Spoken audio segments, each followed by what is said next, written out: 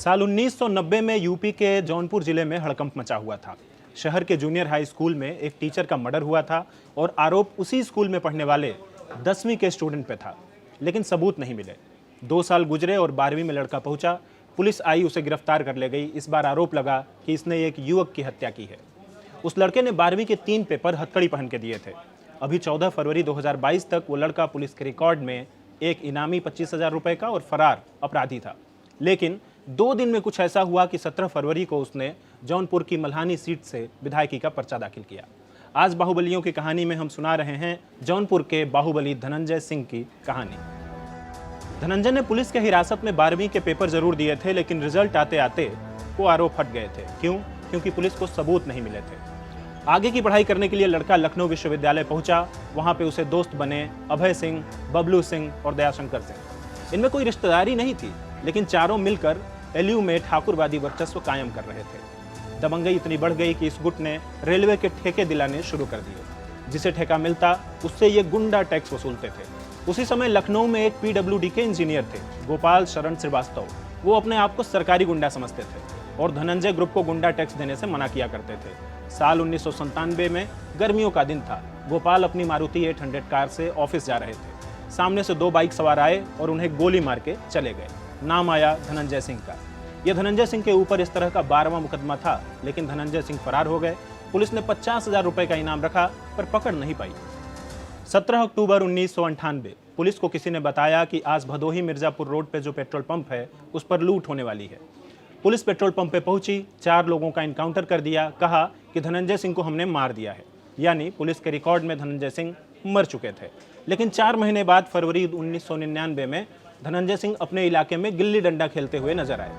फिर एनकाउंटर में मरा कौन था, इसके बारे में इंडियन एक्सप्रेस में एक रिपोर्ट मिलती है। उसके अनुसार मरने वाला ओम प्रकाश यादव था। ओम प्रकाश यादव सपा के कार्यकर्ता थे। उस वक्त सपा विपक्ष में थी और मुलायम सिंह यादव ने भाजपा के खिलाफ जबरदस्त मोर्चा खोल रखा था। ओम प्रकाश उसमें आगे आगे चलते थे। यानी पुलिस ने फर्जी एनकाउंटर में ओम प्रकाश को मार दिया था। ह्यूमन राइट्स की कमीशन बैठी। जांच में पता चला कि ये फर्जी एनकाउंटर है। इसके बाद 34 पुलिस वालों को सस्पेंड किया गया, उनके ऊपर मुकदमा दर्ज किया गया। यहाँ तक धनंजय को खुद को बचाने के लिए राजनीति का सहारा नहीं लेना पड़ा था। लेकिन 2001 में एक अजीब घटना घटी। जौनपुर के बाहुबली नेता विनोद नाटे की रोड एक्सीडेंट में मौत हो गई और धनंजय के लिए सही मौका आ गया राजनीति में कूदने का।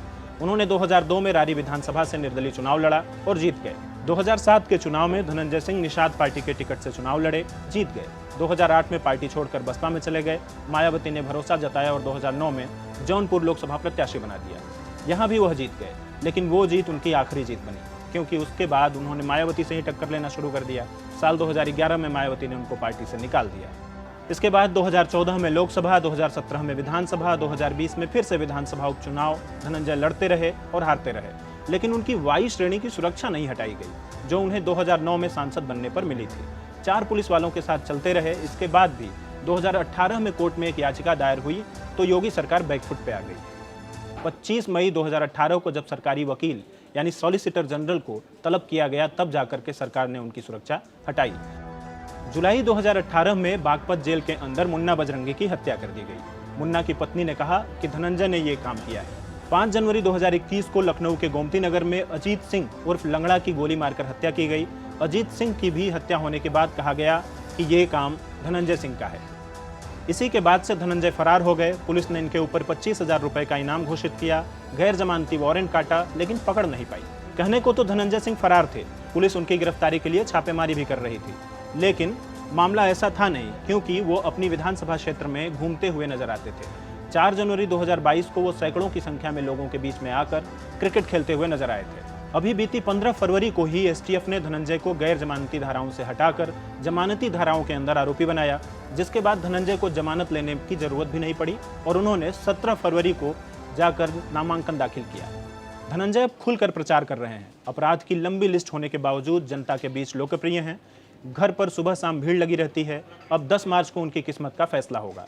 10 मार्च से याद आया कि यूपी के रिजल्ट की सबसे तेज कवरेज के लिए आप डाउनलोड कर लीजिए अभी से दैनिक भास्कर ऐप। शेयर और डाउनलोड करें दैनिक भास्कर ऐप।